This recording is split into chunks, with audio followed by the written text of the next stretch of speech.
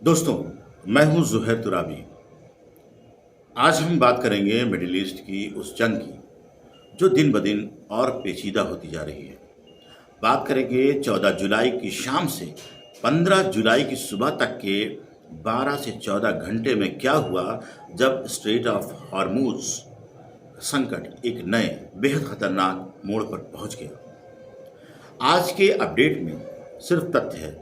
Bharat, gulf, Iran, Lebanon, Pakistan, Saudi, Israel और western media houses के reports के हवाले से। तो चलिए शुरू करते हैं।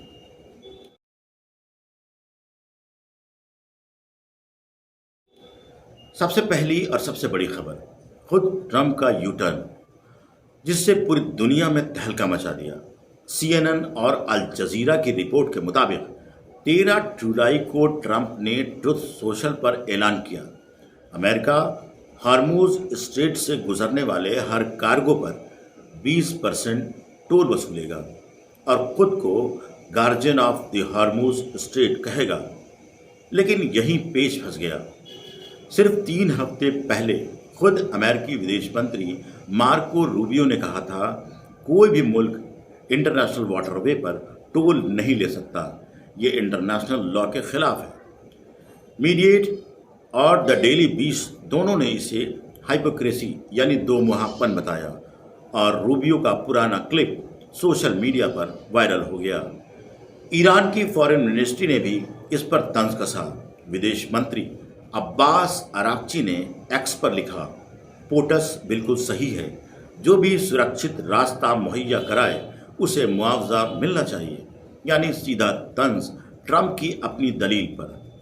ब्राज़ील के राष्ट्रपति लूला ने तो इसे सीधे पायरेसी यानी समुद्री डकैती करार दिया और CNN की एक अलग रिपोर्ट के मुताबिक ये ऐलान खुद ट्रंप के अपने सहयोगियों और गल्फ एलाइज को इतना चौंका गया कि उसके बाद 24 घंटे की एक स्प्रिट चली। उन्हें इस फैसले से पीछे हटाने के लिए गल्फ न्यूज़ के मुताबिक आखिरकार ट्रंप ने गल्फ देशों से बातचीत के बाद ये 20% टोल प्लान फिलहाल वापस ले लिया। अब आते हैं मैदान की असल जंग पर। शिन्हुआ, इरना, मेहर न्यूज़ और तस्नीम न्यूज़ की रिपोर्ट्स के मुताबिक अमेरिका के ताज़ा हमलों के जवाब में IRGC ने 14 जुलाई की सुबह एक साथ कई मुल्कों पर मिसाइल और ड्रोन हमले किए।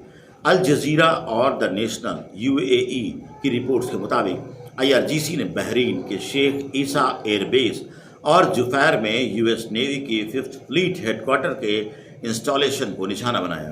कुवैत में कैंप आरिफ जान और अली अल सलेम एयरबेस पर भी हमला हुआ, जहां ईरानियन क्लेम्स के मुताबिक MQ-9 ड्रोन्स को नुकसान पहुंचा। गल्फ न्यूज़ की रिपोर्ट के मुताबिक कुवैत आर्मी ने खुद तस्दीक की कि उन्होंने एक बैलिस्टिक मिसाइल, 5 रॉकेट्स और 33 ड्रोन को इंटरसेप्ट किया। जॉर्डन के प्रिंस हसन और अल अजराक एयरबेस पर भी हमले हुए। जॉर्डन आर्म फोर्सेस ने कहा कि उन्होंने ईरान से आई कई मिसाइलें हवा में मार गिराई। कतर में एक सैटेलाइट रडार साइट को निशाना बनाने का दावा किया गया।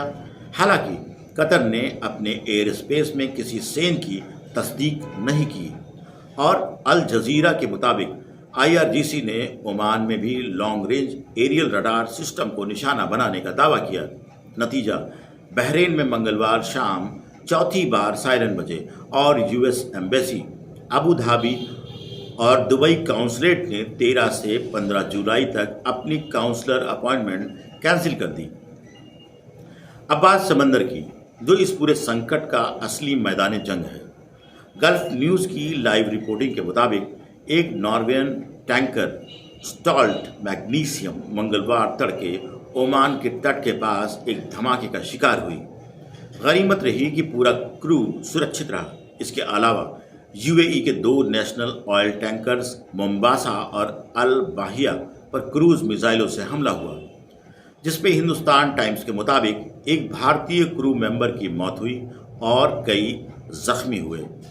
भारत की विदेश मंत्रालय ने इस पर ईरान की एम्बेसी के डिप्टी चीफ ऑफ मिशन को तलब किया। जवाब में US सेंट्रल कमांड ने अपनी वेबसाइट पर बताया कि उन्होंने ईरान के सदर्न कोस्ट पर air defence system, radar sites और IRGC की 60 से ज़्यादा छोटी बोट्स को निशाना बनाया। और अब सबसे बड़ी बात, CNN और ब्रिटानिका दोनों के मुताबिक 15 जुलाई को गल्फ टाइम के हिसाब से रात 12:01 पर अमेरिका ने ईरान पर दोबारा नौसैनिक नाकेबंदी लागू कर दी है। UN न्यूज़ के मुताबिक इसका सीधा असर यह हुआ कि तकरीबन 6000 नाविक सैकड़ों जहाज़ों में फंसे हुए हैं। और शिपिंग के आंकड़े देखिए, जंग से पहले रोज़ाना 125 से 140 जहाज़ इस रास्ते से गुजरते थे। अल जजीरा की रिपोर्ट के मुताबिक हाल के दिनों में यह घटकर सिर्फ 4 से 6 जहाज़ प्रतिदिन रह गया, यानी 95% से भी ज़्यादा की गिरावट। इस बीच मध्यस्थ मुल्क भी सक्रिय हो गए। सना न्यूज़ एजेंसी की रिपोर्ट के मुताबिक सऊदी फॉरेन मिनिस्टर फैसल बिन फरहान और पाकिस्तान के डिप्टी PM इशाक डार के बीच फ़ोन पर बातचीत हुई, जिसमें दोनों ने बातचीत फिर से शुरू करने पर जोर दिया।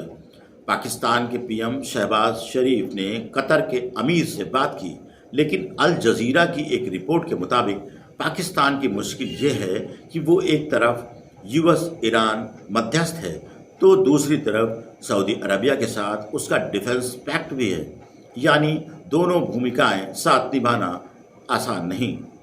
हार्मूज स्ट्रेट मॉनिटर के मुताबिक फिलहाल पाकिस्तान का मध्यस्थता ट्रैक जुलाई की शुरुआत से लगभग निष्क्रिय पड़ा है और 17 जून का इस्लामाबाद MOU व्यवहारिक तौर पर सस्पेंड है। अब एक ईमानदार बात, इस संकट पर दुनिया की मीडिया दो बिल्कुल अलग अलग कहानियां बता रही हैं और दोनों को समझना भी ज़रूरी है। लेबनान बेस्ड ईरान समर्थक चैनल अल मायदीन से जुड़े विश्लेषक इसे एम्पायर की बेबसी और डेथ रैटल यानी साम्राज्य की आखिरी छटपटाहट बताते हैं। उनकी दलील है कि अमेरिका बार बार वही तटीय ठिकाने निशाना बना रहा है बिना किसी ठोस नतीजे के, जबकि ईरान की जनता खामनेई के जनाजे के बाद और मजबूती से अपनी हुकूमत के साथ खड़ी है।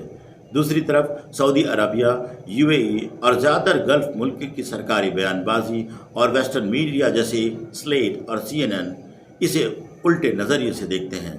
उनका कहना है कि यह खुद ईरान है जिसने पहले टैंकरों पर हमला करके जून वाले MOU को तोड़ा, अब वही सप्लाई चेन को यरगमाल बनाए हुए है। स्लेट के कॉलम में तो यहाँ तक लिखा कि ट्रंप का 20% टोल प्लान खुद अमेरिका की अपनी साख को नुकसान पहुँचा रहा है। दोनों नैरेटिव में सच्चाई का अपना अपना हिस्सा है, असल हकीकत शायद इन दोनों के बीच कहीं छिपी हुई है।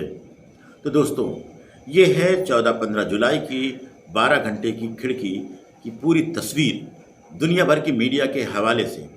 एक तरफ एम्पायर अपनी साख बचाने की जद्दोजहद में है, दूसरी तरफ ईरान अपनी ज़मीन पर अड़ा हुआ है।